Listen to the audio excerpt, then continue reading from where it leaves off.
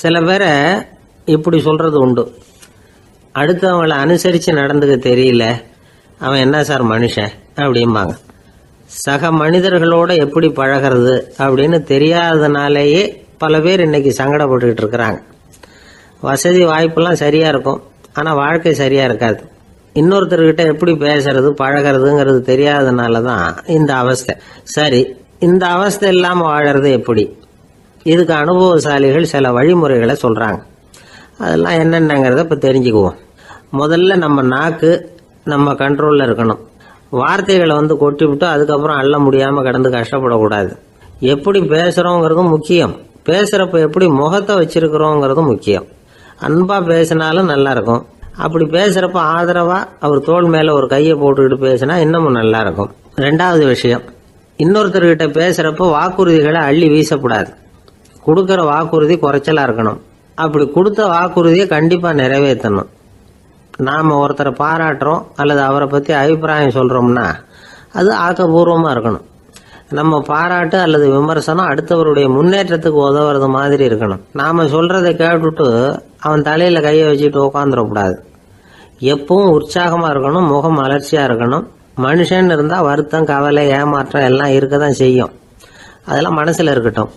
அந்த வருத்தமும் கவலையும் ஏமாற்றமும் சேர்ந்துக்கிட்டு நம்ம முகத்தில் இருக்கிற மலர்ச்சியை மூடி மறைக்கிறதுக்கு நாம் இடம் கொடுத்துடக்கூடாது. எந்த விஷயத்தை பற்றி யாருக்கிட்ட பேசினாலும் வெளிப்படையாக பேசணும், திறந்த மனசோட பேசணும். மூடி மறைச்சி முன்னு முழுங்கிக்கிட்டு இருக்கக்கூடாது. இன்னொருத்தர்கிட்ட பேசுகிறப்போ விவாதம் பண்ணுங்க, அது தப்பு இல்லை. ஆனால் வாதாடிக்கிட்டு இருக்கக்கூடாது. அதாவது என்ன சொல்கிறாங்கன்னா, டிஸ்கஸ் பண்ணலாம், ஆர்கியூ பண்ணக்கூடாதான். நம்மக்கிட்ட இருக்கிற நல்ல குணங்களை நாம் எடுத்து சொல்லிகிட்டு இருக்கக்கூடாது. அந்த நல்ல குணங்களே நம்மளை பற்றி எடுத்து சொல்லணும், அது மாதிரி நடந்துக்கணும். அதே மாதிரி அடுத்தவங்க கிட்ட உள்ள கெட்ட குணங்களை பற்றி அவசியம் இல்லாமல் நாம் பேச வேண்டியதில்லை. உங்களை பற்றி யாராவது தப்பாக பேசுகிறாங்களா, அப்படி அவங்க பேசுகிறதுல உண்மை இல்லையா அப்படின்னா அதை நீங்கள் பொருட்படுத்த வேண்டியதில்லை, விட்டுடலாம். அது தானாக போயிடும்.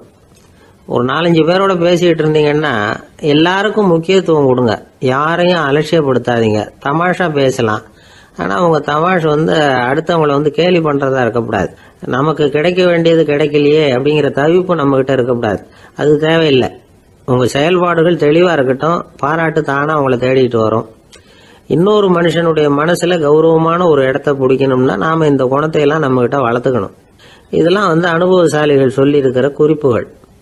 இந்த குறிப்புகளை சரியாக புரிஞ்சுக்கணும், அது முக்கியம். தப்பாக புரிஞ்சுக்கிட்டா என்ன ஆகும் தெரியுமா?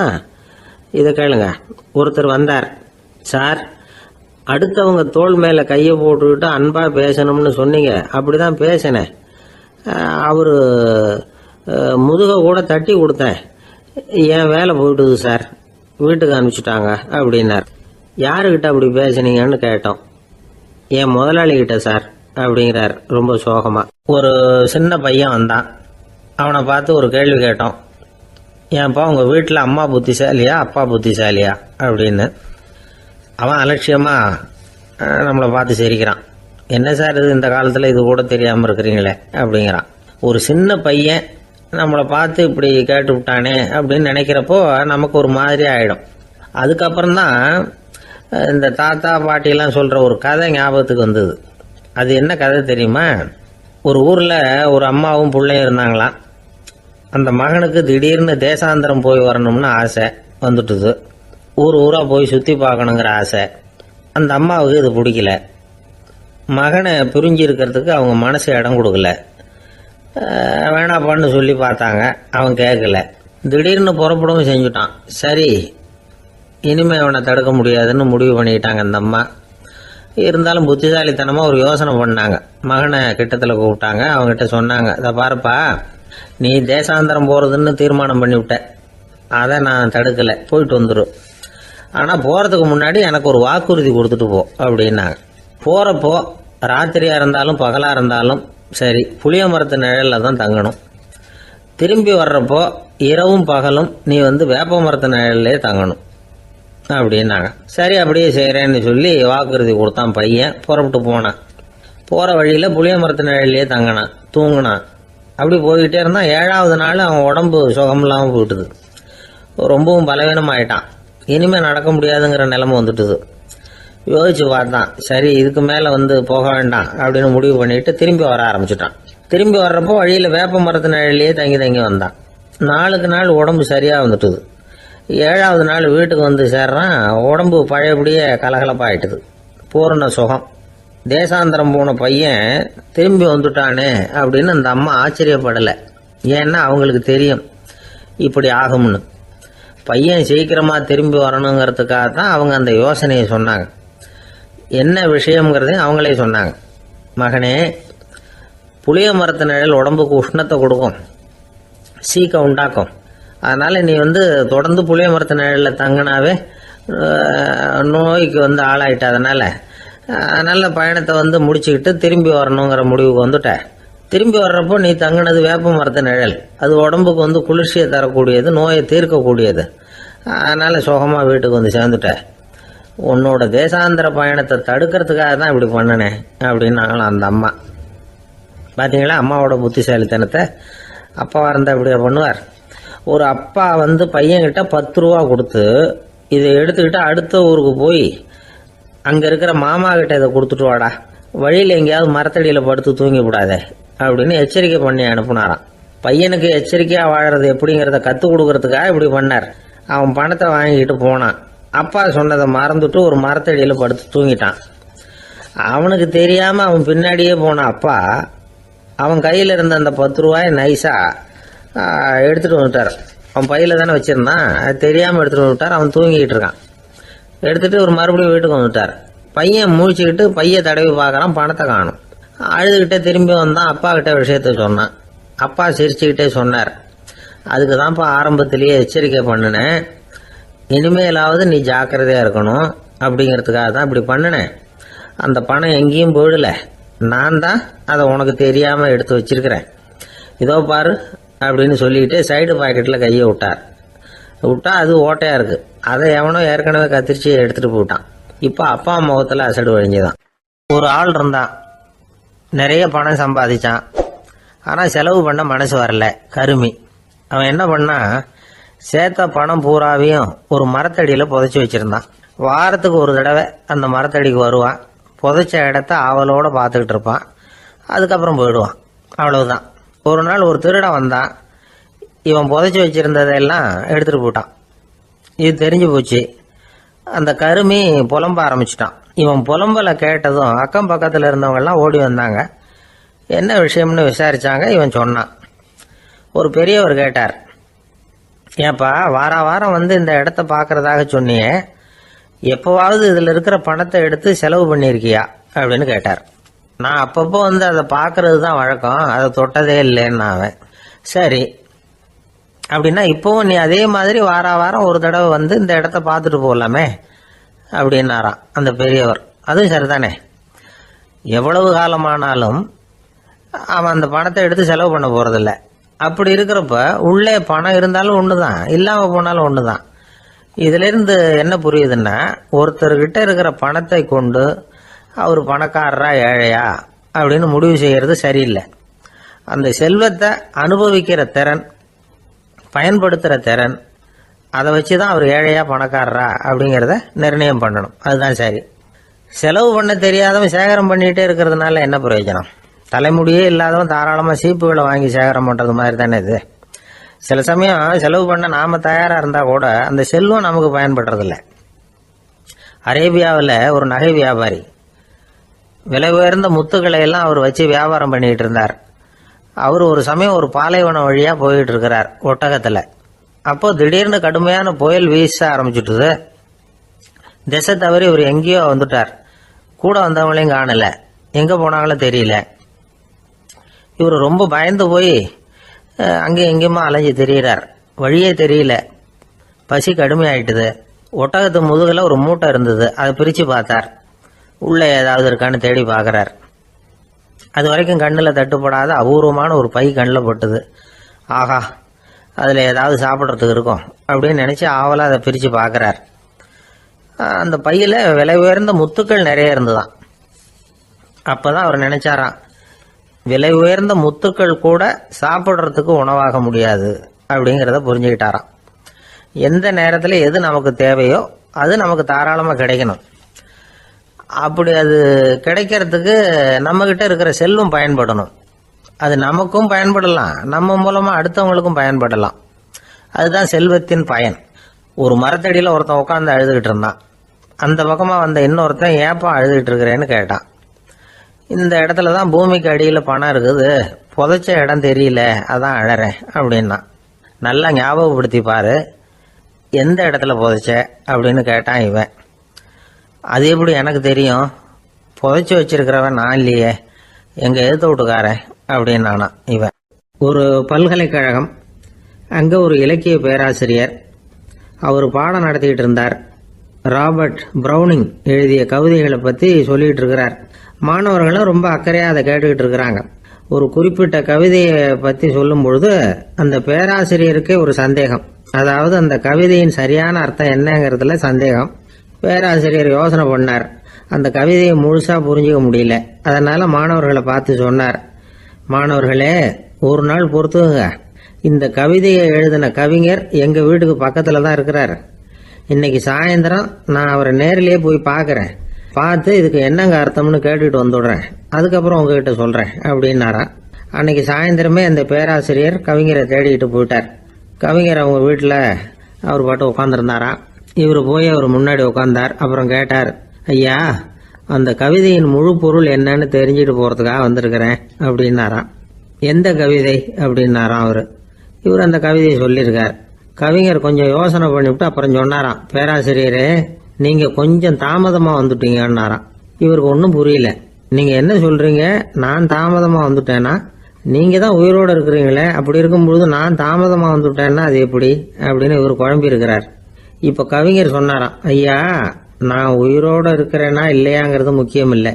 நான் அந்த கவிதை வரிகளை எழுதினப்போ 2 பேருக்கு அதோட அர்த்தம் தெரிஞ்சிருந்தது. இப்போ ஒரே ஒருத்தருக்கு தான் அதோட அர்த்தம் தெரியும் அப்படின்னாராம். பேராசிரியர் யோசனை பண்ணியிருக்கார். அப்படின்னா அந்த ஒருத்தர் கவிஞர் ராபர்ட் ப்ரௌனிங்கை தவிர வேற யாரா இருக்க முடியும்? இவர் தான் அப்படிங்கிறத அவர் மனசில் நினச்சிக்கிட்டார். அதனால சொன்னார், ஐயா, நான் தாமதமாக வரல, அந்த கவிதையின் பொருள் என்ன அது சொல்லுங்கன்னார். பேராசிரியரே, நான் சொல்றது உங்களுக்கு புரியலன்னு நினைக்கிறேன். நான் இந்த வரிகளை எழுதினப்போ 2 பேருக்கு அதோட அர்த்தம் தெரிஞ்சிருந்தது. அந்த 2 பேர் யாருன்னா, ஒருத்தர் ராபர்ட் ப்ரௌனிங், அதாவது நான், இன்னொருத்தர் கடவுள். இப்போ அது கடவுளுக்கு மட்டும்தான் தெரியும். நானே இதை பற்றி பல தடவை யோசனை பண்ணி பார்த்தேன். இது ரொம்ப அழகானது, ஆனாலும் ரொம்ப வழுக்கலானது. அதை பிடிச்சிட்டோம்னு நினச்சிக்கிட்டு இருக்கும் பொழுதே காற்று மாதிரி அது உங்ககிட்ட இருந்து ஓடி போயிடுது. எனக்கு ரொம்பவும் வருத்தமாக தான் இருக்குது. நிச்சயமாக நான் தான் இந்த வரிகளை எழுதியிருக்கிறேன். அதில் அர்த்தம் இருக்குங்கிறது எனக்கு தெரியும், அதை நான் உணர்றேன். ஆனால் நீங்கள் என்னை மன்னிக்கணும், எனக்கே கூட அதை என்னால் விளக்க முடியல. அப்படி இருக்கும் பொழுது உங்களுக்கு எப்படி அதை நான் விளக்க முடியும் அப்படின்னாரா அந்த கவிஞர். அனுபவிக்கப்படக்கூடிய எல்லாமே விளக்கப்படக்கூடிய ஒன்றல்ல, விளக்கப்படும் எல்லாமே அனுபவிக்கப்படக்கூடிய ஒன்றல்ல அப்படிங்கிறது ஞானிகளுடைய கருத்து. அதுக்காக தான் அந்த சம்பவம். வாழ்க்கையில் நீங்கள் தொடர்ந்து ஆய்வு செய்து கொண்டே இருக்கக்கூடிய விளக்கங்களை ஒருபோதும் அடைய முடியாத பரிமாணங்கள் இருக்கிறதுனால தான் அது அலுப்பு தட்டாமல் இருக்குது. உங்களால் நிறைய அனுபவிக்க முடியும், இருந்தாலும் நீங்கள் அனுபவித்து அறிந்த விஷயங்கள் கூட வார்த்தைகளால் விளக்கப்பட முடிவதில்லை அப்படிங்கிறது பெரியோர் சிந்தனை. இதெல்லாம் ஒரு பக்கம் இருக்கட்டும். நமக்கு தெரிஞ்ச பேராசிரியர் ஒருத்தர் 1 மணி நேரம் ரொம்ப விவரமாக வகுப்பு எடுத்தார். கடைசியாக சொன்னார், மாணவர்களே, ரொம்பவும் எளிமையாக விளக்கமாக எல்லா விவரமும் சொல்லியிருக்கிறேன். அதனால் இதில் உங்களுக்கு சந்தேகம் வர்றதுக்கு வாய்ப்பே இல்லை. இருந்தாலும் கேட்க வேண்டிய கடமை கேட்குறேன். இது வரைக்கும் நடத்தினதில் யாருக்காவது ஏதாவது சந்தேகம் உண்டா அப்படின்னு கேட்டாராம். எனக்கு ஒரே ஒரு சந்தேகம்தான் சார் அப்படின்னு எழுந்திரிச்சு நிற்கிறான் ஒருத்தன். என்னன்னு கேட்டாராம். இது வரைக்கும் நீங்கள் என்ன பாடம் சார் நடத்துனீங்க அப்படின்னானா அவன். பந்திக்கு முந்தர ஆசாமிகள் நம்மள பல பேர் உண்டு. அப்படி முந்தறதுக்கு கூட முயற்சி பண்ணுறவங்க நிறைய பேர் இருக்கிறாங்க. இதில் என்ன ஒரு விஷயம்னா, பந்திக்கு முந்தறது கூட தப்பு இல்லை. ஆனால் அப்படி ஒரு விருந்தில் ஆளாக போய் உட்காந்து சாப்பிட்டா கூட வெளியில் வர்றப்ப என்ன பெரிய விருந்து வச்சுட்டான், சாம்பாரில் உப்பு இல்லை, ரசத்தில் காரம் இல்லை அப்படின்னு குறை சொல்லிகிட்டே வர்றது இருக்கு பாருங்க. அது சரியில்லை, நாகரிகமும் இல்லை. கல்யாண பத்திரிகையில் என்ன போட்டிருக்குது, என் பொண்ணுக்கும் இன்னார் பையனுக்கும் கல்யாணம், எல்லாரும் குடும்பத்தோடு வந்திருந்து மணமக்களை ஆசீர்வதிக்கணும், இப்படி தானே போட்டிருக்கோம். குடும்பத்தோடு விருந்து சாப்பிட்டு சாப்பாடு எப்படி இருக்குன்னு அபிப்பிராயம் சொல்லிவிட்டு போங்க அப்படின்னா போட்டிருக்கு கல்யாண பத்திரிகையில். ஒருத்தர் வீட்டு விசேஷத்துக்கு போயிருக்கோம்னா எவ்வளவோ அசௌகரியங்கள் நமக்கு ஏற்படலாம். ஏராளமான கூட்டம் வந்திருக்கும். எல்லாரையும் அவங்க வந்து தனித்தனியாக கவனிச்சுக்கிட்டு இருக்க முடியாது. நாம தான் அனுசரித்து நடந்துக்கணும். நாமளாக போய் வாழ்த்த வேண்டியவங்களை வாழ்த்தி விட்டு வந்து சேரணும். அதை விட்டுட்டு பத்திரிக்கை கொடுத்தானேன்னு போனேன், கவனிப்பே சரியில்லை அப்படின்னு புலம்பிக்கிட்டு இருக்கக்கூடாது. ஒரு விருந்துக்கு போனால் அங்கே எப்படி நடந்துக்கணும் அப்படிங்கிறத பற்றி கூட அனுபவசாலிகள் சில விவரங்கள்லாம் சொல்லியிருக்கிறாங்க. இந்த காலத்தில் கல்யாணம், பிறந்த நாள், அது இதுன்னு நிறைய விருந்துகள் நடக்குது. அதெல்லாம் எதுக்காக? மனித உறவுகளை வளர்த்துக்கிறதுக்காக தான், வேற எதுக்கு? ஒரு விருந்துக்கு போனால் அமைதியாக பொறுமையாக போய் உக்காரணும். அடித்து பிடிச்சிக்கிட்டு இடத்த பிடிக்க போகிறேன் அப்படின்னு நிற்கக்கூடாது. முதல் பந்தி நடந்துக்கிட்டு இருந்தால் அது முடிஞ்சு இலை எடுத்து சுத்தம் பண்ணதுக்கு அப்புறம் போய் உட்கார்றது தான் நாகரீகம். இலை எடுக்கிறதுக்கு முன்னாடியே அங்கே போய் உட்காந்தா நல்லா இருக்காது. நீங்கள் சாப்பிட்டுட்டு உட்காந்துருக்கீங்களா, சாப்பிட்றதுக்கு உட்காந்துருக்கீங்களா, பார்க்குறவங்களுக்கு சந்தேகம் வந்துடும். அதே மாதிரி இலையில எல்லா ஐட்டமும் பரிமாறினதுக்கு அப்புறம் சாப்பிட ஆரம்பிக்கணும். ஒவ்வொரு ஐட்டமாக வைக்க வைக்க நாம் பாட்டுக்கு எடுத்து உள்ளே தள்ளிகிட்டே இருந்தோம்னா எதை வச்சோம் எதை வைக்கலன்னு பரிமாறினவரே குழம்பி போயிடுவார். ஏன்னா எப்போ பார்த்தாலும் இலை காலியாகவே இருக்கும். சாப்பிட்றப்போ உங்கள் சாப்பாட்டையே நீங்கள் கவனிக்கணும். அடுத்தவங்க இலையில என்ன இருக்குது, பக்கத்தில் இருக்கிறவர் எதை அதிகமாக சாப்பிட்றார், இதெல்லாம் நமக்கு என்னத்துக்கு? எல்லாரும் சாப்பிட்டு முடிக்கிற வரைக்கும் பொறுமையாக இருக்கிறது தான் நல்லது. நீங்கள் மட்டும் திடீர்னு பாதியில் எழுந்திரிச்சு பக்கத்தில் இருக்கிறவங்களுக்கு சங்கடமாக இருக்குமேங்கிறதெல்லாம் யோசிக்காமல் நீங்கள் பாட்டு எழுந்திரிச்சு போகக்கூடாது. பக்கத்தில் உள்ளவங்க உங்களை எழுந்திரிக்க சொன்னால் எழுந்திரிச்சு போகலாம். விருந்துகளில் சாப்பாட்டை வீணாக்கிறதே ஒரு நாகரிகமாக போட்டுது. இந்த காலத்தில் சாப்பாட்டுக்கே கஷ்டப்பட்டுக்கிட்டு பல பேர் இந்த உலகத்தில் இருக்கிறப்போ சாப்பாட்டை வீணாக்கிறது எவ்வளோ பெரிய மோசங்கிறத நினச்சி பார்க்கணும். வேணுங்கிற அளவுக்கு கேட்டு வாங்கி சாப்பிட்றது தான் முறை.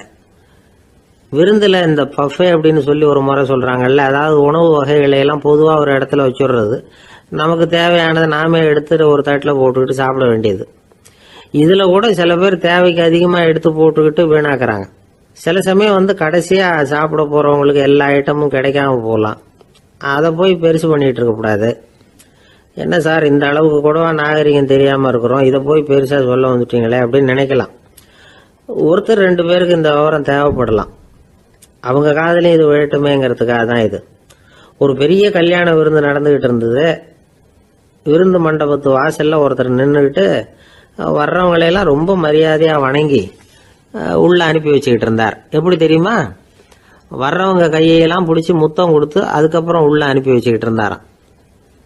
கூட்டம்லாம் முடிஞ்சதுக்கப்புறம் அவர்கிட்ட போய் கேட்டிருக்கிறாங்க, சார் நானும் எவ்வளவோ விருந்துகளுக்கு போயிருக்கிறேன், இருந்தாலும் இவ்வளவு மரியாதையாக வர்றவங்க கைக்கெல்லாம் முத்தம் கொடுத்து வரவேற்கிறத இங்கே தான் பார்க்குறேன் அப்படின்னு சொன்னாங்க. அதுக்கு அவர் சொன்னார், அட போங்க சார், நான் முத்தம் கொடுக்கல, முந்தின பந்திக்கு வந்து சாப்பிட்டவங்களே அடுத்த பந்திக்கும் வர்றாங்களான்னு மோந்து பார்த்து அனுப்பி வச்சுக்கிட்டு இருந்தேன் அப்படின்னார். ஒருத்தன் எப்படி நடந்துக்கிறாங்கிறத வச்சு தான் அந்த ஆள் எப்படிங்கிறத நாம் முடிவு பண்ணுறோம். ஆளுமைன்னு சொல்கிறோம்ல, அதுக்கு வந்து சூழ்நிலைகளை ஆளுகின்ற தன்மை அப்படின்னு விளக்கம் கொடுக்குறார் ஒரு உளவியல் நிபுணர். சரி, ஒரு மனிதனுடைய ஆளுமையை உருவாக்குகிற விஷயங்கள் என்னென்ன? பிறப்பு, வளர்க்கப்பட்ட விதம், படிப்பு, நண்பர்கள், சமுதாயம், இப்படி நிறைய உண்டு. ஆளுமையின் அடிப்படையில் சில மனநோய்கள் உண்டாகுது. அதெல்லாம் என்னென்னங்கிறத தெரிஞ்சு வச்சுக்கிட்டோம்னா நம்ம கூட இருக்கிறவங்கள அடையாளம் கண்டுபிடிக்கிறதுக்கு அது ரொம்ப உபயோகமாக இருக்கும். ஃப்ரெனாய்டு ஆளுமை அப்படின்னு ஒன்று. இந்த கோளாறு உள்ளவங்க எப்படி இருப்பாங்க தெரியுமா? அதிக உணர்ச்சி, சந்தேகம், பொறாமை இதெல்லாம் அதிகமாக இருக்கும். வளைஞ்சு கொடுக்க மாட்டாங்க. அடுத்தவங்களோட இணக்கமான உறவு இருக்காது. அவங்க செய்கிற தப்புக்கெல்லாம் அடுத்தவங்களை வந்து குறை சொல்லிகிட்டு இருப்பாங்க. இது ஒரு ரகம். அடுத்தது வந்து ஸ்கிசாய்டு ஆளுமை அப்படின்னு சொல்கிறாங்க. இந்த கோளாறு உள்ளவங்க அடுத்தவங்களோட பழக கூச்சப்படுவாங்க. சின்ன வயசுலேயே இது ஆரம்பமாயிடுது. பகல் கனவுலேயே சஞ்சரிப்பாங்க. அவங்களுடைய விரோதம், கோபம் இதை கூட வெளியில் காட்டிக்க முடியாமல் இருப்பாங்க. இவங்களுக்கு அகமுகம், பிரச்சனைகள்லேருந்து ஒதுங்கி எதுலேயும் ஈடுபாடு இல்லாதவங்களாக இருப்பாங்க. இப்படி ஒரு ரகம். அடுத்தது சைக்ளோதமிக் ஆளுமை அப்படின்னு சொல்கிறாங்க. அது என்னென்னா உணர்ச்சிகளில் ஏற்றத்தாழ்வு அதிகமாக இருக்குமா. சில சமயம் பார்த்தா மகிழ்ச்சியாக இருப்பாங்க, சில சமயம் சோகமாக உட்காந்துருப்பாங்க. அவங்க மனநிலைக்கு தகுந்த மாதிரி சமூக நிகழ்ச்சிகளில் பங்கெடுத்துக்குவாங்க. இன்னொரு வகை என்னென்னா எண்ணப்பீடிகை ஆளுமை அப்படின்னு பேர் வச்சிருக்கிறாங்க. அதுக்கு இவங்களுக்கெல்லாம் கரெக்டாக இருக்கணும், எல்லாம் சட்டத்திட்டம் எதுலேயும் ஒரு ஒழுங்குமுறை, இப்படி எதிர்பார்க்குற மனோபாவம். இவங்க எதிர்பார்ப்புக்கும் அரண்முறைக்கும் மற்றவங்க கட்டுப்படணும்னு நினைப்பாங்க. இந்த நிலைமை நீடிச்சா என்ன ஆகும் தெரியுமா? அலைக்கழிக்கிற எண்ணங்கள் திரும்ப திரும்ப ஒரே செயலை செய்ய தூண்டுற மன தளர்ச்சிக்கு ஆளாயிடுறாங்க. அடுத்தது ஹிஸ்டீரியா ஆளுமை. சின்ன விஷயத்தையெல்லாம் பெருசுபடுத்தி நாடகமாக்குற நடிகர்கள் இவங்க. உணர்ச்சி அதிகம் உள்ளவங்க. இவங்க மன எழுச்சியில் பக்குவமின்மை, குழந்தைத்தனம், முதிர்ச்சியின்மை எல்லாம் இருக்கும். தன்னலம் மிக்க குணம். பிறர் தன்னை மட்டுமே கவனிக்கணும்னு நினச்சி செயல்படுறது, இதெல்லாம் இவங்க அடையாளம். அடுத்த ரகம் எப்படின்னா வளர்ச்சியற்ற ஆளுமைன்னு சொல்கிறாங்க. அடுத்தவங்களோட இணங்கி போக முடியாதவங்க, அறிவு, மன எழுச்சி, சமூக உறவு இதில் எல்லாம் போதுமான வளர்ச்சியையும் நிறைவையும் பெற முடியாதவங்க. இவங்களால வாழ்க்கையில் முன்னேற முடியாது.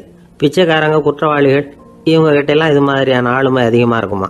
அடுத்தது என்னென்னா சோர்வுடைய ஆளுமை. எதுலேயும் உற்சாகம் இல்லாமல் சோர்ந்து போயிருப்பாங்க. அதுக்கெல்லாம் நமக்கு வலிமை இல்லைப்பா அப்படின்னு சொல்லிட்டு இருப்பாங்க. சின்ன விஷயங்களுக்கெல்லாம் அதிர்ச்சி அடையிறது, வாழ்வின் சுவையை அனுபவிக்க முடியாதவங்க. இன்னொரு ரகம் இது கொதித்தெழும் ஆளுமைங்கிறாங்க. எதுக்கு எடுத்தாலும் ஆத்திரம், குரோதம், வன் செயல் இதிலெல்லாம் ஈடுபாடு இப்படி உள்ளவங்க. நத்தை வகை ஆளுமை அப்படின்னு ஒன்று. அடுத்தவங்க மேலே விரோதம் இருக்கும், அடிக்கணுங்கிற எண்ணம் இருக்கும். ஆனால் அதை அப்படியே வெளியில் காட்டாமல் அதே சமயம் அமைதியான முறையில் வெறுப்பை வெளிக்காட்டுற ரகம். இவங்கெல்லாம் பேசாமல் கம்முன்னு இருந்துக்கிட்டே நினைச்சதை நிறைவேற்றிக்கிடுவாங்க. முன்ஜாக்கிரதை ஆளுமை அப்படின்னு ஒரு ரகமா. பாதுகாப்பின்மை, சந்தேகம், முழுமையின்மை, அறவேக்காட்டுத்தனம் இந்த மனப்போக்கு அதிகமாக இருக்கிறதுனால அகம்பாவம், புடிவாதம், எச்சரிக்கை எல்லாம் அளவுக்கு மீறி இருக்கும். இதுவரைக்கும் நாம் பேசிக்கிட்டு இருந்த ஆளுமை பண்புகள் அளவுக்கு அதிகமாக போயிட்டுதுன்னா ஆளுமை கோளாறுகள் ஏற்படும். அதன் அடிப்படையில் மனவியாதிகள் வருமா.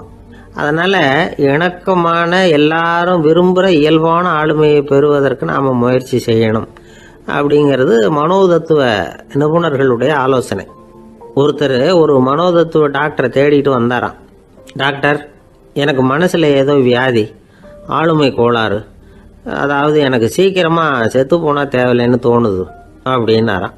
உடனே அந்த டாக்டர், சரி அப்படின்னா இங்கே இருங்க, நான் வைத்தியம் பார்க்குறேன் அப்படின்னாராம். ஒருத்தர் முகத்தை தொங்க போட்டுக்கிட்டு ஒரு மாதிரியாக வந்தார். என்ன விஷயம்னு விசாரித்தேன். என்னுடைய நண்பன் ஒருத்தங்கிட்ட கருத்து வேறுபாடு, இனிமேல் நமக்குள்ளே எந்த சம்மந்தமும் வேணாம்னு நட்பை முறிச்சிட்டு வந்துட்டேன்னா. நண்பர்கள்னு இருந்தால் கருத்து வேறுபாடு வரத்தான் செய்யும்னு. கருத்து வேறுபாடு வராமல் இருக்கிறதுக்கு ஏதாவது வழி உண்டா அப்படின்னு கேட்டாங்க. அதை பற்றி நிபுணர்கள் சில யோசனைகளை சொல்லியிருக்கிறாங்கன்னு. முதல் விஷயம் என்னென்னா, உங்கள் நண்பனுக்கு ஒரு செய்தி சொல்லணும்னா அதை நீங்களே நேரடியாக சொல்லுங்கள், அல்லது உங்கள் கைப்பட கடிதம் எழுதுங்க. அதாவது நேரடி தொடர்பு முக்கியம். அதை விட்டுட்டு இன்னொருத்தர் மூலமாக நண்பர்களுக்கு செய்தி அனுப்புனா நீங்கள் சொல்கிற செய்தி அப்படியே போய் சேராது, அது சேதமாயிடும். கூட்டி குறைச்சி சொல்லிவிடுவாங்க, அது குழப்பத்தில் கொண்டாந்து விட்டுரும். இது ஒரு யோசனை. ரெண்டாவது யோசனை என்னென்னா, நீங்கள் ஒரு நல்ல காரியத்தை செய்யும் பொழுது உங்கள் நண்பரையும் சேர்த்துக்குங்க, அவருக்கும் அதில் ஒரு ஈடுபாட்டை உருவாக்குங்க. மூணாவது யோசனை, நம்ம பக்கத்தில் இருக்கிற நண்பர் மகிழ்ச்சி அடைகிற மாதிரி ஏதாவது செய்யணும். சின்ன சின்ன செயல்களாக இருந்தாலும் பரவாயில்ல, அவர் நமக்கு எதுவும் செய்யலையே, நாம் எதுக்கு செய்யணும் அப்படின்னு நினச்சிக்கிட்டு இருக்கக்கூடாது. நாலாவது யோசனை என்னென்னா, உங்களுக்கு ஒரு பிரச்சனையா அல்லது உங்கள் நண்பருக்கு ஒரு பிரச்சனையா, எதுவாக இருந்தாலும் 2 பேரும் சேர்ந்து உட்காந்து ஆலோசனை பண்ணுங்கள். நம்ம யோசனையும் கேட்கப்படுதே அப்படிங்கிற நினைப்பே அவருக்கு ஒரு மன நிறைவை உண்டாக்குமா. 5வது யோசனை, உங்கள் நண்பர் ஏதோ ஒரு காரியத்தை செய்கிறார், நீங்கள் உடனே அவசரப்பட்டு நீ செய்கிறது தப்புன்னு தீர்ப்பு சொல்லக்கூடாது. அவர் அதை செய்யறதுக்கான நியாயங்கள் எவ்வளோ இருக்கும், அதை புரிஞ்சுக்கிறதுக்கு முயற்சி பண்ணணும். 6வது யோசனை, உங்கள் நண்பர் என்ன சொன்னாலும் அதை பொறுமையாக கேளுங்க. அவர் சொல்கிறத புரிஞ்சுக்கணும், அவர் சொல்ல விரும்புகிறத புரிஞ்சுக்கணும், அவர் சொல்ல முடியாமல் தவிக்கிறதையும் புரிஞ்சுக்கணும். இப்படி 3 விதமாகவும் அவரை புரிஞ்சுக்கிட்டு அதுக்கு தகுந்த மாதிரி செயல்படணும். 7வது யோசனை என்னென்னா, உங்கள் நண்பர் உங்ககிட்ட ஏதோ ஒரு கருத்தை சொல்கிறார், அது உங்களுக்கு பிடிக்கல, அதுக்காக உடனே நீ சொல்கிறது சரியில்லை, நான் ஒத்துக்க மாட்டேன் அப்படின்லாம் மறுத்துக்கிட்டு இருக்கக்கூடாது. அவர் சொல்கிறத கேட்கணும், பொறுமையாக சிந்திக்கணும், அதுக்கப்புறம் பதில் சொல்லணும். இப்படிலாம் நடந்துக்கிட்டால் நண்பர்களுக்குள்ள கருத்து வேறுபாடு வர்றதுக்கு வாய்ப்பே இருக்காது அப்படின்னு வல்லுநர்கள் தொகுத்து சொல்லியிருக்கிறாங்க இந்த யோசனைகளை. எனக்கு தெரிஞ்ச சில நண்பர்கள் உண்டு, அவங்களுக்குள்ளேயும் கருத்து வேறுபாடுகள் வராமல் இருக்கிறதுக்கு சில நுட்பங்களை கையாளுறது உண்டு. ஒருத்தர் சொன்னார், அந்த டாக்டர் சின்ன வயசுலேருந்து என் கூட பழகினவர், நாங்கள் 2 பேரும் இணை பிரியாத நண்பர்கள், இருந்தாலும் எனக்கு உடம்பு சரியில்லைன்னா நான் அவர்கிட்ட வைத்தியம் பார்த்துக்க மாட்டேன் அப்படின்னார் ஒருத்தர். ஏன் அப்படின்னு கேட்டேன். எங்கள் நட்பு கெட்டுப்படக்கூடாது இல்லையா, அதனால தான் அப்படின்னாரு இவர். ஒரு சிகை அலங்கார கூடம் ரொம்ப சுறுசுறுப்பாக எல்லாரும் வேலை செஞ்சுக்கிட்டு இருக்கிறாங்க. முடிவெட்டிக்க வந்திருக்கிறவங்க நிறைய பேர் எல்லாரும் வரிசையாக உட்காந்துருக்குறாங்க. அந்த சமயத்தில் திடீர்னு கதவை திறந்துக்கிட்டு ஒருத்தர் உள்ளே வர்றார். அவர் ஒரு பெரிய மனிதர்.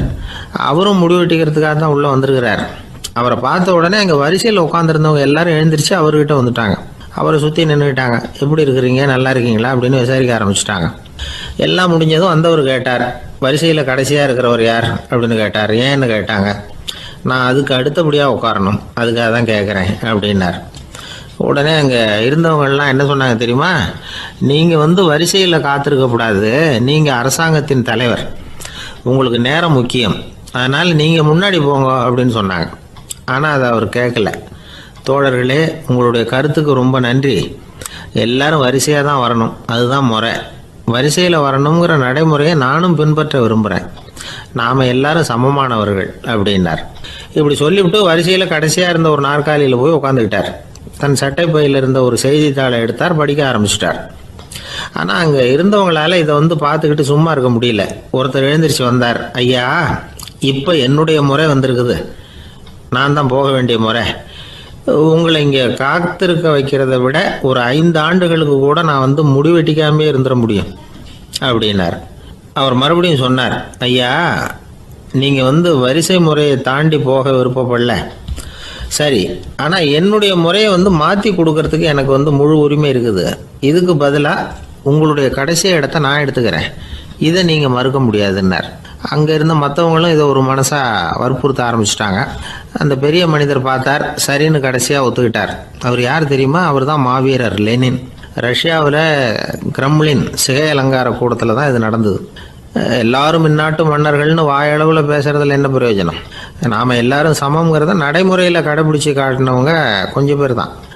அவங்களில் ஒருத்தர் தான் லெனின். வரிசையில் நின்று வர்றதுங்கிறது ஒரு சிறந்த பண்பு, உயர்ந்த பண்பு. இன்றைக்கி பல இடங்களில் அது நமக்கு தேவைப்படுது. ஒரு ரேஷன் கடைவாசல், கடை திறக்கிறதுக்கு முன்னாடியே எல்லாரும் வரிசையில் நின்றுட்டாங்க. கடைசியாக வந்த ஒருத்தர் க்யூவில் முன்னாடி போகிறதுக்கு முயற்சி பண்ணுறார். ஏற்கனவே நின்றுட்டு இருக்கிறவங்க அவரை முன்னாடி போகிறதுக்கு விட மாட்டேங்கிறாங்க. கடைசியாக போய் நில்லையா அப்படின்னு எல்லாரும் கத்துறாங்க. அது அவர் காதில் வாங்கலை. முண்டி அடிச்சுக்கிட்டு முன்னாடி போகிறதுக்கே முயற்சி பண்ணிகிட்டு இருக்கிறார். எல்லாரும் சேர்ந்து அவரை வலுக்கட்டாயமாக இழுத்து கொண்டாந்து பின்னாடி கொண்டு போய் நிறுத்திவிட்டு சொன்னாங்க, இதை பாருப்பா, நாங்கள் இருக்கிற வரைக்கும் நீங்கள் முன்னாடி போய் எதையும் வாங்க முடியாது, தெரிஞ்சுக்கோ அப்படின்னாங்க. இப்போ அந்த ஆள் சொன்னாராம், நான் இங்கே பின்னாடி நிற்கிற வரைக்கும் நீங்களும் எதுவும் வாங்க முடியாது அப்படின்னாராம். ஏன்னு கேட்டிருக்கிறாங்க. நான் தான் அந்த கடையை திறக்க வேண்டிய ஆள் அப்படின்னா. ஒருத்தர் ஒரு தவறு செஞ்சு விடுறாருன்னு வச்சுக்கோங்க. உடனே நீ செஞ்சது தவறு அப்படின்னு சொல்கிறது ஒரு வகை. அதுக்கு பதிலாக எது சரின்னு அவர் புரிந்து கொள்ள உதவி செய்கிறது இன்னொரு வகை. இந்த 2வது வகை இருக்குது பாருங்கள், நிர்வாக இயலில் இது ரொம்ப முக்கியம். அலுவலகத்தில் வேலை பார்க்குற ஒருத்தர் முக்கியமாக தெரிஞ்சுக்க வேண்டியது என்ன தெரியுமா?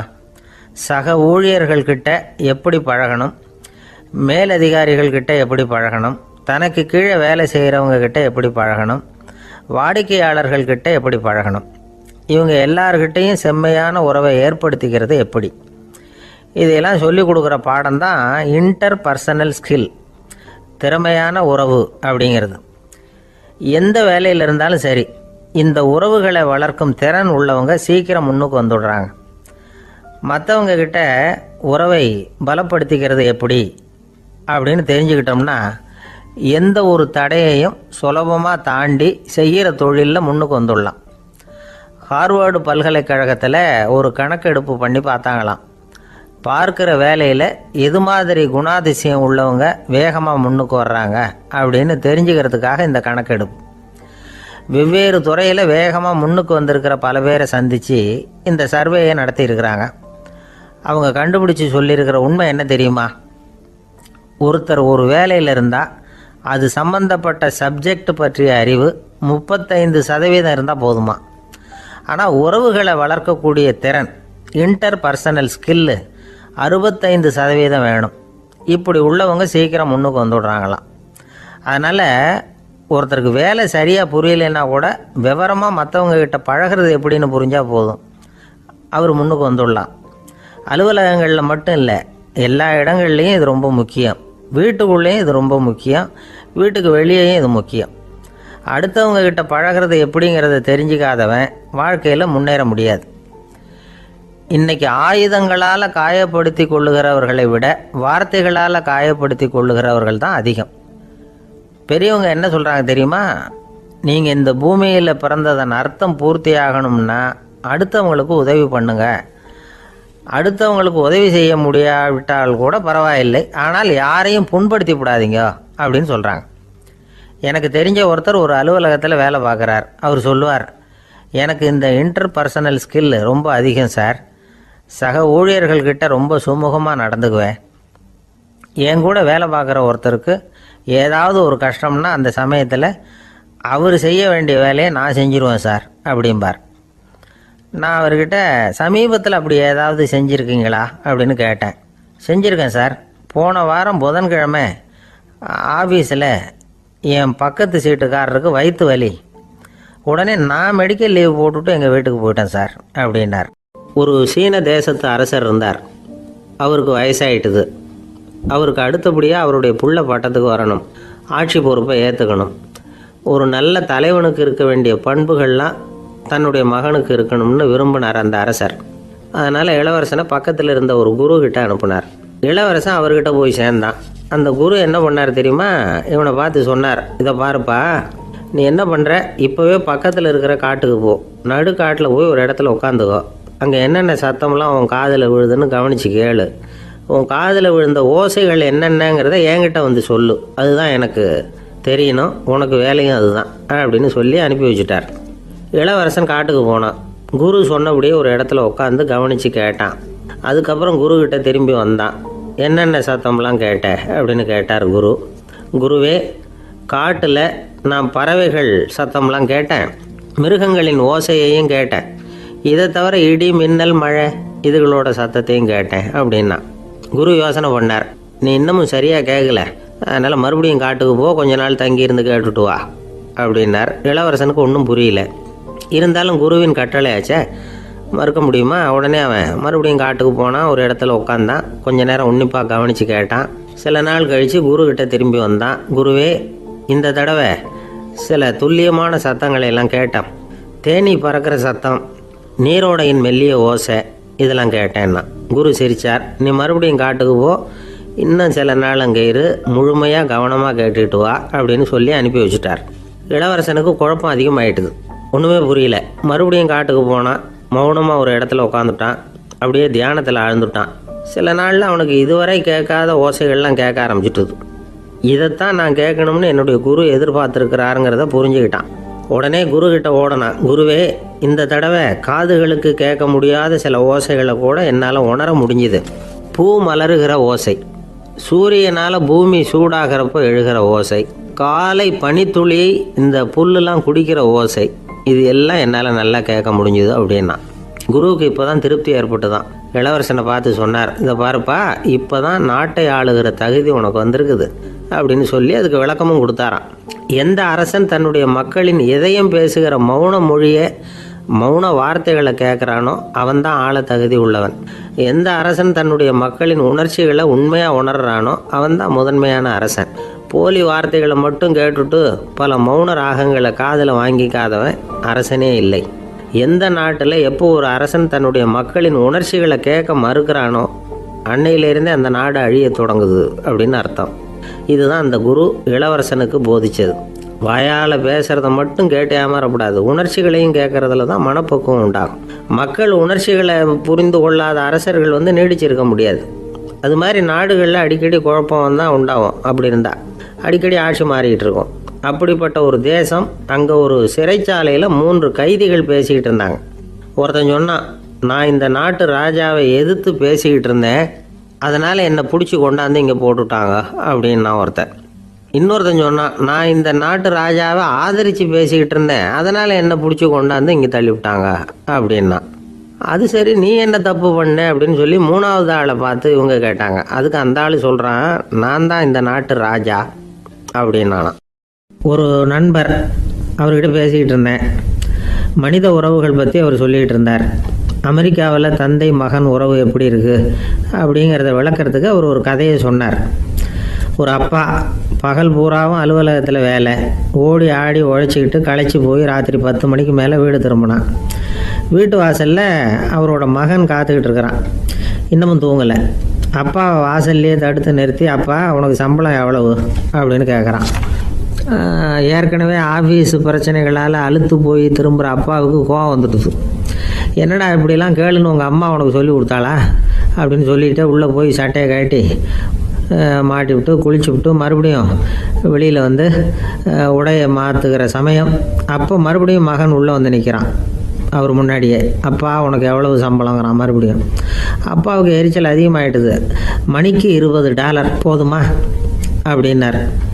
அப்படின்னா எனக்கு ஒரு $10 தர முடியுமான்னா மகன். இதுக்கு தான் என் சம்பளம் எவ்வளவுன்னு கேட்டியா? 2ஆம் வகுப்பு படிக்கிற உனக்கு எதுக்குடா $10 அப்படின்னு கத்திவிட்டு தொலைக்காட்சி பெட்டியின் முன்னாடி போய் உட்காந்துக்கிட்டு ஏதோ நிகழ்ச்சியை பார்க்க ஆரம்பிச்சிட்டார். கொஞ்ச நேரம் கழித்து மறுபடியும் மகன் வந்து நிற்கிறான். அப்பா ப்ளீஸ் எனக்கு ஒரு $10 கொடுக்க முடியுமா? மகனுடைய கண்களில் கண்ணீர். என்னடா அவன் கண்ணீரை காட்டி காரியம் சாதிக்கலாம்னு பார்க்குறியா? ஒரு காசு கூட கொடுக்க மாட்டான் போ அப்படின்னு விரட்டி விட்டான். மகன் கண்ணீரை தொடச்சிக்கிட்டே கண்ணை தொடச்சிக்கிட்டு பேசாமல் போய் படுத்துக்கிட்டானா. கொஞ்ச நேரம் ஆச்சு. அப்பாவோட கோபம் கொஞ்சம் கொஞ்சமாக குறைஞ்சிது. பிள்ளைகிட்ட கோபமாக கத்துனது தப்பு தாங்கிறது புரிஞ்சுது அவனுக்கு. எழுந்திரிச்சு போனான், படுக்கை இறக்கி போனான். மகனை பார்த்தான். அவன் தலையணையை கட்டி பிடிச்சிக்கிட்டு அழுதுகிட்டு இருக்கிறான். அவனை மெல்ல நெருங்கி அவங்ககிட்ட எதமாக பேசுகிறதுக்கு ஆரம்பித்தானான். எதுக்குடா உனக்கு $10 பள்ளிக்கூடத்தில் கேட்டாங்களா அப்படின்னு கேட்டானான். மகன் சொல்லியிருக்கான், இல்லை டாடி, உனக்கு 1 மணி நேரம் சம்பளம் $20ன்னு சொன்னேன். நீ ஏற்கனவே எனக்கு கொடுத்த பாக்கெட் மணி $10 என்கிட்ட இருக்குது. இப்போ நீ இன்னொரு $10 கொடுத்தீங்கன்னா அதையும் சேர்த்து $20 ஆகிடும். அந்த $20 நான் உனக்கு கொடுத்துருவேன். அப்படி கொடுத்தா நீ என் கூட 1 மணி நேரம் செலவழிப்ப இல்லையா? அதுக்காக தான் $10 கேட்டேன் அப்படின்னு சொன்னானான். அந்த அப்பா கண்ணு கலங்கி போச்சான். ஆதரவோடு தன்னுடைய மகனை கட்டி பிடிச்சி அழ ஆரம்பிச்சிட்டாராம். இதுதான் நண்பர் சொன்ன கதை. அமெரிக்கா மட்டும் இல்லை, உலகம் பூராவும் இன்றைக்கி மனித உறவுகள் இப்படி தான் மாறிக்கிட்டு இருக்கு. பெரியவர்கள் அறிவுரை என்ன தெரியுமா? உங்கள் குழந்தைகளிடமிருந்து குழந்தை பருவத்தை பிரித்து விடாதீர்கள் அப்படிங்கிறது தான். அதாவது இன்றைய குழந்தைகள் தங்கள் பிருந்தாவனத்தை இழந்து விடுகிறார்கள் அப்படிங்கிறது அவங்களுடைய கருத்து. இந்த நிலைக்கு நாம் காரணமாக இருந்துடக்கூடாது. குழந்தைகளோட விளையாடுவோம், குடும்பத்தோடு உறவாடுவோம் அப்படிங்கிறது தான் நம்முடைய நோக்கமாக இருக்கணும். இன்றைய உறவு முறைக்கு இன்னொரு உதாரணம் சொல்லுவாங்க. ஒருத்தர் வந்தாராம். அவர் பக்கத்தில் ஒரு சின்ன பையன். நாம் அவரை விசாரிக்கிறோம், யார் இந்த பையன் அப்படின்னா அவர் சொல்கிறார், இவன் எனக்கு தூரத்து உறவு அப்படின்னாராம். இந்த தூரத்து உறவுன்னா எப்படின்னு இருக்கான். இதுக்கு அவன் சொல்லியிருக்கிறான், இவன் எங்கள் அப்பாவுக்கு 8வது பிள்ளை அப்படின்னானான். கணவன் மனைவி அன்பாக இருக்கணும், ஒருத்தர் நல்லா புரிஞ்சுக்கணும், விட்டு கொடுக்குற மனப்பான்மை வேணும். அதுதான் ஒரு நல்ல குடும்பம். இன்றைக்கி பல குடும்பங்களில் அர்த்தமில்லாத சண்டைகள் தான் அதிகம். கிராமப்புறங்களில் வேடிக்கையாக ஒரு கதை சொல்லுவாங்க. ஒரு ஊரில் ஒரு ஆள் இருந்தான். வேலை வெட்டி இல்லாமல் சும்மாவே இருந்தான். அவனுக்கு கல்யாணம் பண்ணி வச்சாங்களாம். மனைவி வந்து சேர்ந்தா. சும்மாவே உட்காந்துருக்கிறியே, ஏதாவது சம்பாதிக்கிற வழியை பாரு அப்படின்ட்டுருக்கா. அதுக்கு தான் யோசனை பண்ணிகிட்டு இருக்கிறேன், ஒரு அருமையான ஐடியா அப்படின்னானா. என்ன அது சொல்லு அப்படின்ட்டுருக்கா. அவன் ஒரு ஆட்டுக்குட்டி வாங்க போகிறேன்ருக்கான்.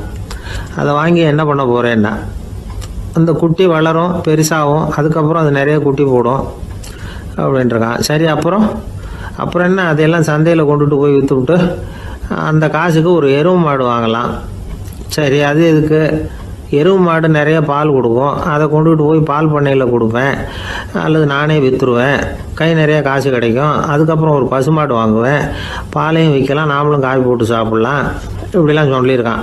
அப்போ அந்த பொண்ணு சொல்லிச்சான், அடுத்த தெருவில் இருக்கிற எங்கள் அம்மா வீட்டுக்கும் கொஞ்சம் பால் கொடுத்து அனுப்பலாம் அப்படின்ட்டுருக்கா அந்த பொண்ணு. இந்த இடத்துல கணவனுக்கு கோவம் வந்துட்டுது. அது எப்படி உங்கள் அம்மா வீட்டுக்கு எதுக்கு கொடுக்கணும், அதெல்லாம் முடியாதுன்றிருக்கான்.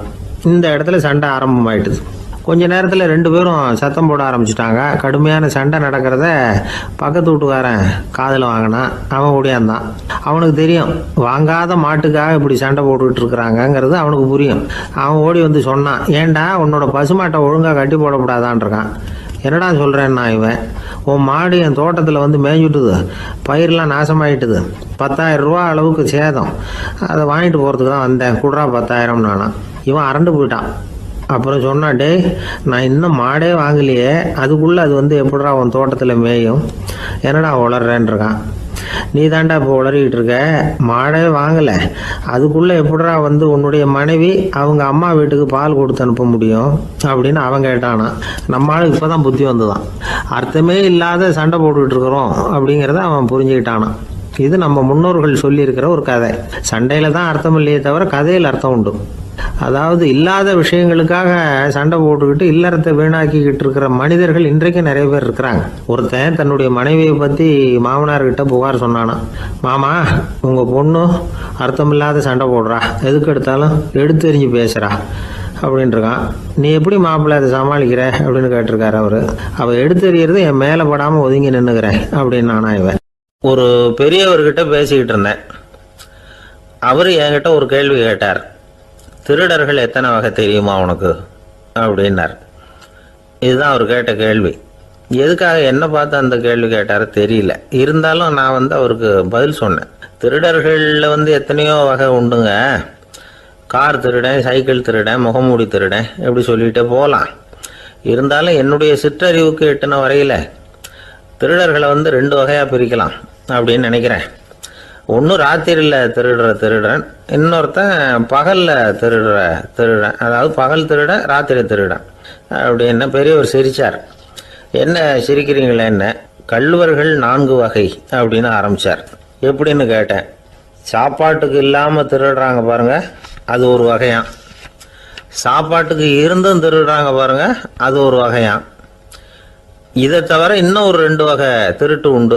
அது என்னன்னா, ஆண்டவன்கிட்ட இருந்து நாம திருடுற திருட்டு, இன்னொன்று என்னன்னா நம்ம கிட்ட இருந்து ஆண்டவன் திருடுற திருட்டு அப்படின்னார். எனக்கு ஒன்றும் புரியல.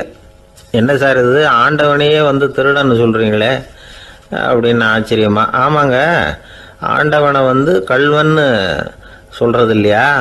காஞ்சிபுரத்துக்கு பக்கத்தில் திருக்கார்வனம் அப்படின்னு ஒரு ஊர் இருக்கு. அங்கே உள்ள பெருமாளுக்கு கல்வர்னு தான் பேர். அது மட்டும் இல்லை, திருமங்கையாழ்வார் தம்முடைய திரு நெடுந்தாண்டகத்தில் கார்வனத்துள்ளாய் கல்வா அப்படின்னு தான் அழைக்கிறார் அப்படின்னு நிறைய உதாரணம்லாம் சொல்ல ஆரம்பித்தார். அதுக்கப்புறம் அவர்கிட்ட பேசி நான் புரிஞ்சுக்கிட்ட விவரங்களை தான் நான் இப்போ உங்ககிட்ட சொல்ல போகிறது. அதாவது அவர் சொன்ன முதல் வகை திருடர்கள் சாப்பாட்டுக்கு இல்லாமல் திருடுறவங்க. இவங்களை திருத்தி போடலாம். சாப்பாட்டுக்கு இருந்தும் பணம் சேர்க்கணுங்கிற ஆசையால் பொய் கணக்கெல்லாம் எழுதுறாங்க பாருங்க, அவங்க தான் 2வது வகை. 3வது வகை திருட்டு தான் மிகப்பெரிய திருட்டு. இறைவனுக்கு சொந்தமானதை நம்முடையதுன்னு நினைக்கிற திருட்டு. எது இறைவனுக்கு சொந்தமானது அப்படின்னா ஆத்மா. பகவானுக்கு சொந்தமான ஆத்மாவை நம்முடையதுன்னு நினைக்கிறது தான் அந்த மாபெரும் திருட்டு. இதுக்கு பேர் தான் ஆத்மாபகாரமா. சரி, இதுக்கு பரிகாரம் என்ன? எல்லாம் இறைவனுடையது, நமக்கு ஒன்றும் இல்லை அப்படின்னு நினைக்கிறது தான் இதுக்கு பரிகாரம். இதெல்லாம் இருக்கட்டும். 4வது திருட்டு ஒன்று சொன்னோம்ல, ஆண்டவன் நம்மகிட்ட இருந்து திருடுறது. அது எப்படி? ஆண்டவனை கல்வன்னு சொல்கிறாங்க, அது சரி. அவர் என்னத்தை திருடினார்? இப்போ இன்னொருத்தருக்கு சொந்தமான ஒன்றை எடுத்து வச்சுக்கிறது தான் கள்ளத்தனம். ஆனால் ஆண்டவன் எடுத்துக்கிட்டோம்னா இருக்கிறது எல்லாமே அவனுக்கு சொந்தம். அப்படி இருக்கிறப்போ அவரை எப்படி கல்வன்னு சொல்கிறது? இது என்ன புரியாமல் இருக்குதே அப்படின்னு சொல்லி பார்த்தா அதுக்கும் விளக்கம் சொல்கிறாங்க அவங்க. அதாவது ஆண்டவனுக்கு உருவமே கிடையாது, அரூபமாக இருக்கிறவன், அதாவது உருவம் இல்லாமல் இருக்கிறவன். அப்படி உள்ள பகவான் நம்மளை மாதிரி உருவத்தில் இருக்கிறான். நம்மளை மாதிரியே கையை காலு மூக்கெல்லாம் இருக்குது ஆண்டவனுக்கு. இந்த உருவம் நம்மகிட்ட இருந்து திருடினது தானே. அவன் தன்னுடைய உண்மையான திருமேனியை நமக்கு காட்டாம, அதாவது தரிசனம் கொடுக்காம இருக்கிறது கள்ளத்தனம் தானே. அதனால தான் இதுவும் ஒரு பெரிய திருட்டு, இருக்கிறதுலேயே மிகப்பெரிய திருட்டு அப்படிங்கிறார். என்கிட்ட பேசிக்கிட்டு இருந்தார், இந்த விஷயம்லாம் சொல்லிட்டு இருந்தாரு அந்த பெரியவர். அதாவது திருட்டை ஆன்மீக நோகத்தில் அவர் பார்க்குறார். நம்ம பார்வையில் இதை விட அபூர்வமான திருட்டுலாம் இங்கே உண்டு. அபூர்வமான திருடர்களும் உண்டு. ஒரு திருடன் சிறையிலிருந்து விடுதலையாகி வெளியில் போனான். கொஞ்ச நாளில் மறுபடியும் திரும்பி ஜெயிலுக்கு வந்துட்டான். அப்போது சிறை அதிகாரி அவனுக்கு அறிவுரை சொன்னாராம். ஏன்பா இப்படி அடிக்கடி தப்பு பண்ணிவிட்டு ஜெயிலுக்கு வந்துடுறியே, உனக்கு சொந்த பந்தம் எதுவும் இல்லையா? உனக்கு அப்பா, அண்ணன், தம்பிகள் அவங்க கூட எல்லாம் சேர்ந்து வாழணுங்கிற ஆசை இல்லையா அப்படின்னு கேட்டிருக்கார். அவங்களோட சேர்ந்து வாழணுங்கிற ஆசை எனக்கு நிறைய உண்டுங்க சார் அப்படின்னு அவன். அப்புறம் எதுக்கு இப்படி ஜெயிலுக்கு வந்துவிடுற அப்படின்னாரான் அவர். அவங்க எல்லாருமே இங்கே தானே சார் இருக்காங்க அப்படின்னு அவன். ஒரு ஊரில் ஒரு துறவி இருந்தார், புத்த சமய துறவி. அந்த ஊர் மன்னன் அவரை பற்றி கேள்விப்பட்டிருக்கான். ஒரு நாள் புறப்பட்டு போனான், துறவியின் பாதங்களை தொட்டு வணங்கினான். அதுக்கப்புறம் சொன்னான், ஐயா, நான் உங்களை அரண்மனைக்கு அழைச்சிட்டு போகிறதுக்காக வந்திருக்கிறேன். இனிமேல் நீங்கள் இங்கே எதுக்கு இருக்கணும் அப்படின்னானா. அவன் மனசுக்குள்ளே என்ன நினைப்புன்னா, இவர் எங்கே வர போகிறாரு, நான் ரொம்ப எளிமையானவன், எனக்கு எதுக்கு அரண்மனை வாசம்னு சொல்லி விடுவார் அப்படின்னு நினச்சிருக்கான். ஆனால் அந்த துறவி என்ன பண்ணார் தெரியுமா?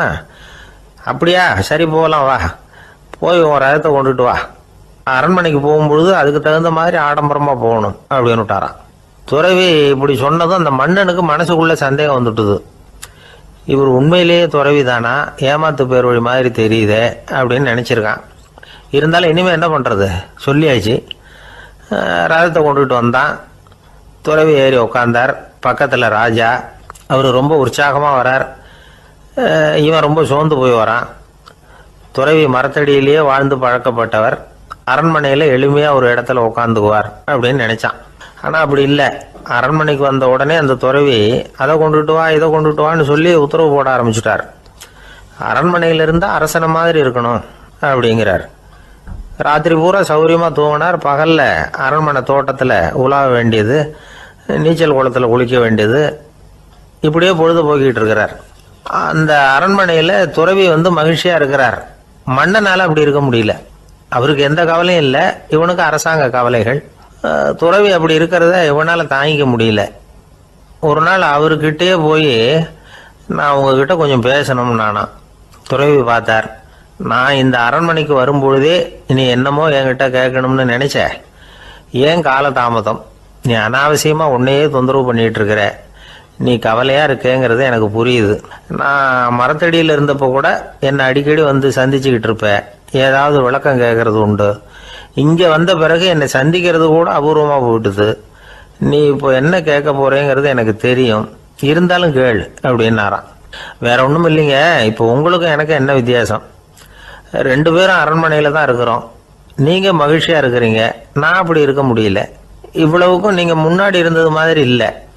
தினமும் தங்கத்தேர் கேட்குறீங்க, உயர்தரமான ஆடைகள் அணிகிறீங்க, சுவையான சாப்பாடு. இப்படி இருக்கிறப்போ உங்களுக்கு எனக்கு என்ன வித்தியாசம்? இதுதான் மன்னனுடைய கேள்வி. இதுக்கு பதில் சொல்கிறேன், என் கூட புறப்பட்டு வா, இந்த நகரத்துக்கு வெளியில் போவோம் அப்படின்னு சொல்லி அரசனை கூப்பிட்டுக்கிட்டு ஊர் எல்லைக்கு சேர்ந்தார் துறவி. அங்கே போய் சொன்னார், இதை பாருப்பா, இந்த இடத்த தான் தேடிக்கிட்டு இருந்தேன். இனிமே நான் திரும்பி வரப்போறதில்ல. நீ என்னோட வர்றியா, திரும்பி போறியா அப்படின்னார். நான் எப்படிங்க உங்கள் கூட வர முடியும்? என்னுடைய நாடு, என்னுடைய சொத்துக்கள், மனைவி, மக்கள் எல்லாத்தையும் விட்டுட்டு எப்படிங்க வர்றதுன்னா. இப்போ அந்த துறவி சொன்னார், இப்போ வித்தியாசத்தை தெரிஞ்சுக்கிட்டியா? நான் அரண்மனையில் இருந்தேன், எல்லா வித பொருள்களும் உடையவனாக இருந்தேன், ஆனால் எதையும் சொந்தம் கொண்டாடுறவனாக இருக்கல. ஆனால் நீ அப்படி இல்லை, எல்லாத்தையும் சொந்தம் கொண்டாடிக்கிட்டு இருக்கிற. இதுதான் நமக்குள்ள வித்தியாசம் அப்படின்னு சொன்னார். அரண்மனை ஆடைகளை அப்படியே கலைஞர் அரசங்கிட்ட கொடுத்தார். உன்னுடைய ஆடைகளை நீயே வச்சுக்கோன்னார். அவர் பாட்டுக்கு நடந்து போனார், திரும்பியே பார்க்கல. அரசனுக்கு அப்பதான் தன்னுடைய அறியாமை விளங்குச்சான். இதுல இருந்து நாம புரிஞ்சுக்க வேண்டியது என்னன்னா, இந்த உலகத்துல எத்தனையோ பொருள்கள், அதையெல்லாம் முறையா பயன்படுத்தினா மகிழ்ச்சி. அதை விட்டுட்டு அதுக்கெல்லாம் சொந்தம் கொண்டாட ஆரம்பிச்சா கவலை. நம்ம ஆட்கள் சொந்தம் கொண்டாடுற விதமே தனி. ஒரு ஆளு இன்னொருத்தங்கிட்ட ஒரு கொடை கடன் வாங்கியிருந்தான், திருப்பி கொடுக்கல. கொடையை கொடுத்தவன் கேட்டான், என்கிட்ட கடன் வாங்கினிய கொடை, அதை கொஞ்சம் திருப்பி தர்றியான்னா. அது உனக்கு இப்போ அவசரமா தேவைப்படுதா அப்படின்னு கேட்டான் இவன். எனக்கு தேவைப்படல, அந்த கொடையை நான் யாருக்கிட்ட வாங்கியிருந்தேனோ அவனுக்கு இப்போ அது அவசரமா தேவைப்படுது அப்படின்னானா அந்த ஆள். ஒரு ஊர்ல ஒரு புகழ்பெற்ற பத்திரிகையாளர் இருந்தார். அவர் ஒரு நாள் திடீர்னு இறந்து போயிட்டார். அதுக்கப்புறம் நேராக சொர்க்கத்துக்கு போனார். சொர்க்கத்தின் வாசல்ல நின்றுகிட்டு இருந்த ஒருத்தர் அவரை தடுத்தார். இதை பாரு, ஏற்கனவே இங்கே 12 பத்திரிகையாளர்கள் இருக்கிறாங்க, அவங்களுக்கே இங்கே வேலை இல்லை. அதுக்கு என்ன காரணம்னா, சொர்க்கத்தில் திடுக்கிடும் செய்திகள்லாம் ஒன்றும் கிடையாது. அப்படி என்ன இருக்க போகுது? இங்கே எல்லாம் அது ஒழுங்காக நடந்துகிட்டு இருக்கோம். எல்லாம் ஒழுங்காக நடந்தால் பத்திரிகைகளுக்கு சுவாரஸ்யமான கொலை கொள்ளை தீ வைப்பு இது மாதிரி எதுவும் இங்கே இல்லை.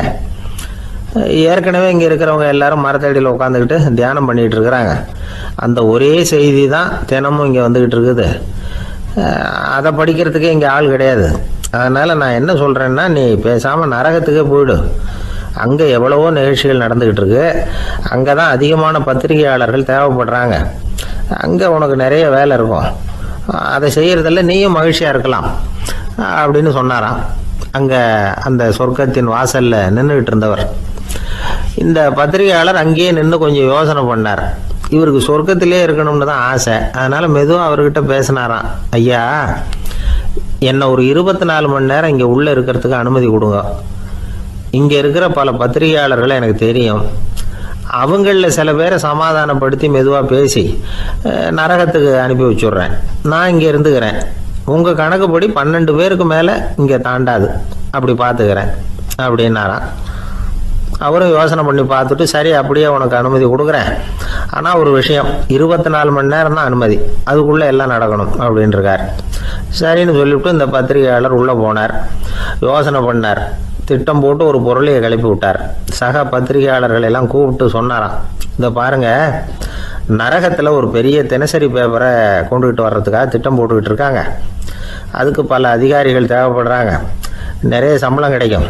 யார் யாரெல்லாம் நரகத்துக்கு போக ஆசைப்படுறாங்களோ அவங்கெல்லாம் போகலாம் அப்படின்னு ஒரு பொருளையை கிளப்பி விட்டார். 24 மணி நேரம் கழித்து வாசல் பக்கம் போனார்.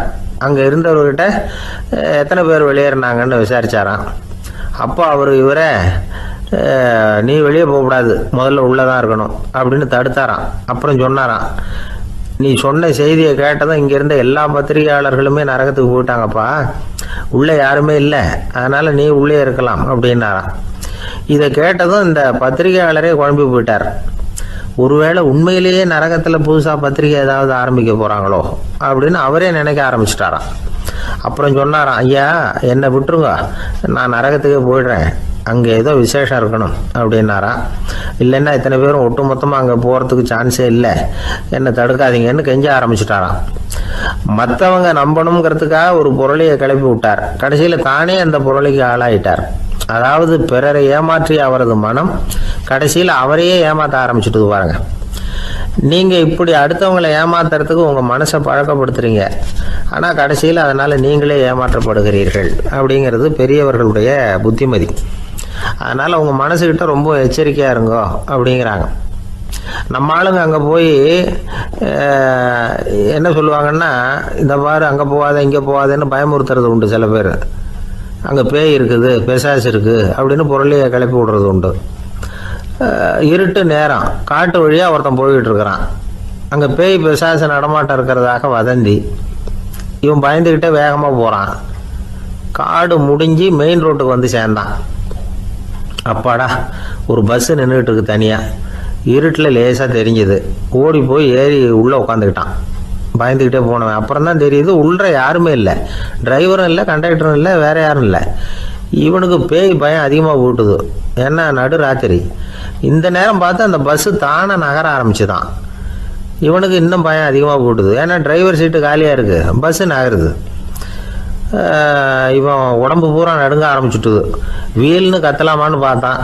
அந்த நேரம் பார்த்து அவன் தோளில் ஒரு கை விழுந்துதான். திடுக்கிட்டு திரும்பி பார்த்துருக்குறான். அங்கே டிரைவர் நிற்கிறார். அவர் சொன்னாராம், ஏன்பா ஏற்கனவே பஸ்ஸு